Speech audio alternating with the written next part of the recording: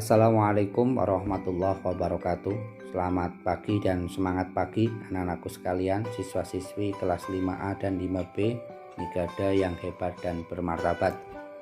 Pada kesempatan kali ini Pak Guru akan menyampaikan tambahan materi untuk pelajaran matematika bab yang terakhir atau bab yang ketiga di semester ini, yaitu tentang statistik. Dalam bab statistik ini kita akan belajar tentang dua hal. Yang pertama, cara mengumpulkan dan membaca data. Yang kedua, cara menyajikan data.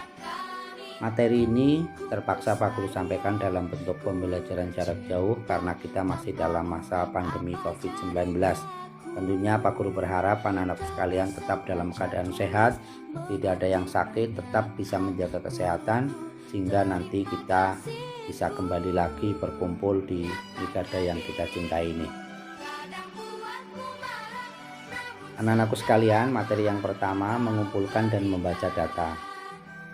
Mengumpulkan data bisa kita lakukan dalam 4 cara. Yang pertama, pencatatan langsung, melakukan wawancara, penelitian, dan menyebarkan angket atau kuesioner. Yang kedua, membaca data. Data bisa kita baca dalam bentuk daftar, bentuk tabel, bentuk diagram gambar, bentuk diagram batang, diagram garis, dan diagram lingkaran. Baiklah anak-anakku sekalian, untuk mempermudah pembelajaran kali ini, silakan anak-anakku sekalian membuka modul matematikanya di halaman 40. Yang pertama, membaca data dalam bentuk daftar. Sebagai contoh, Pak Guru berikan contoh. Data tinggi badan 20 orang siswa dalam satuan cm sebagai berikut: 125, 130, 128, 128, 127 dan seterusnya sampai 132. Jumlahnya 20 data dari 20 orang siswa yang diukur tinggi badannya. Dari data itu bisa kita baca siswa yang memiliki tinggi badan 135 cm sebanyak satu anak. Hanya satu, karena 135 hanya muncul satu kali di data yang tadi, satu kali muncul. Kemudian siswa yang tinggi badannya 128 cm sebanyak 3 anak, karena angka 128 muncul 3 kali di data di atas tadi. Kemudian tinggi badan yang paling tinggi 136 dan seterusnya, itu cara membacanya. Kemudian yang kedua, bentuknya tabel. Anakku telah paham tabel itu berbentuk garis dan kolom. Bisa kita baca misal, Andi memperoleh pemilih 10, Ika 16, Rudi 6 dan seterusnya. Kemudian yang berikutnya, tabel atau bentuk tabel gambar atau diagram gambar, piktogram. Nah, ini datanya kita ubah menjadi gambar. Kemudian yang berikutnya, data dalam bentuk diagram batang. Nah, diagram batang ini tentang nilai ulangan matematika di kelas 5. Cara membacanya, yang nilainya 5, deret yang horizontal itu di bawah itu namanya deret nilai, kemudian yang ke atas deret jumlah siswa. Maka cara membacanya, yang memperoleh nilai 5 itu sebanyak 3 anak. Caranya 5 kita tarik ke atas, kemudian tarik ke kiri, ketemu angka 3, maka 5 diperoleh oleh 3 anak. Kemudian 6 kita tarik ke atas, kemudian tarik ke kiri sampai ke angka 7, maka nilai 6 diperoleh oleh 7 anak. Nilai 7 diperoleh oleh 9 anak, seperti itu dan seterusnya. Itu cara membaca diagram batang. Kemudian berikutnya diagram garis. Diagram garis sama dengan diagram batang, hanya bedanya berbentuk garis. Cara membacanya sama. Sebagai contoh itu siswa yang lulus dari tahun 2003 sampai 2008. Cara membacanya sama. Dari bawah tarik ke atas, kemudian ke kiri. Yang berikutnya, yang terakhir, data dalam bentuk diagram lingkaran. Nah, seperti contoh di atas adalah diagram lingkaran tentang kesukaan olahraga siswa kelas 5. Yang pertama, cara menghitungnya itu di dalam lingkaran ada angka berbentuk persen. Artinya lingkaran ini berbentuk lingkaran persen karena ada 2 lingkaran persen dan lingkaran yang berbentuk derajat. Kita ambil contoh yang berbentuk persen.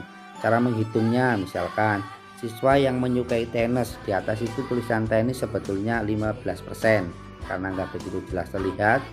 Tenis itu 15%, maka cara menghitungnya 15/100 kali 40. 40 dari mana? 40 itu jumlah semua siswa. Nah, jadi 15/100 kali 40 sama dengan 6 orang.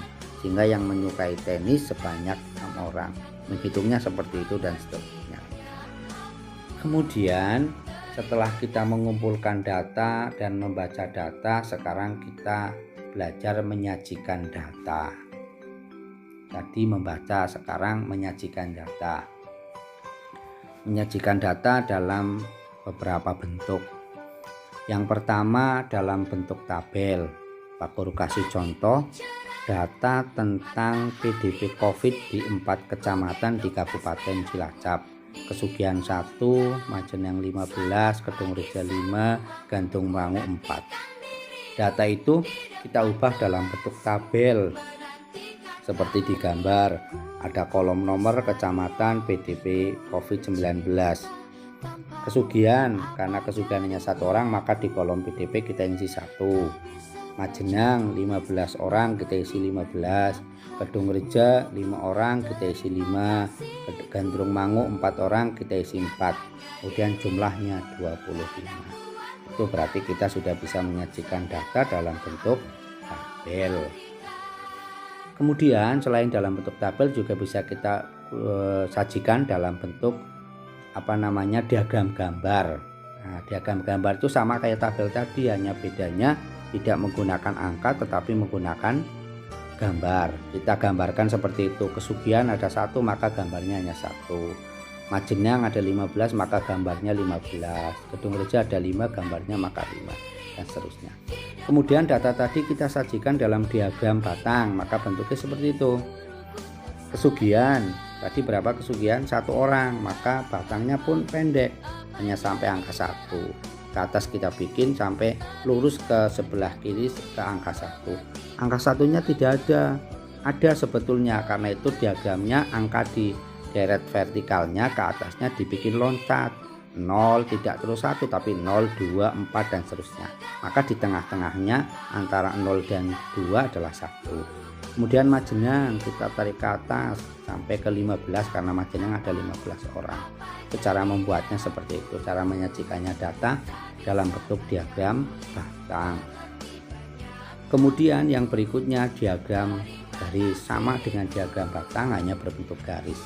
Kesugihan 1 kita kasih titik di angka 1 yang lurus dengan kesugihan. Majenang kita kasih titik di angka 15 yang lurus Majenang, kemudian kita satukan dengan garis.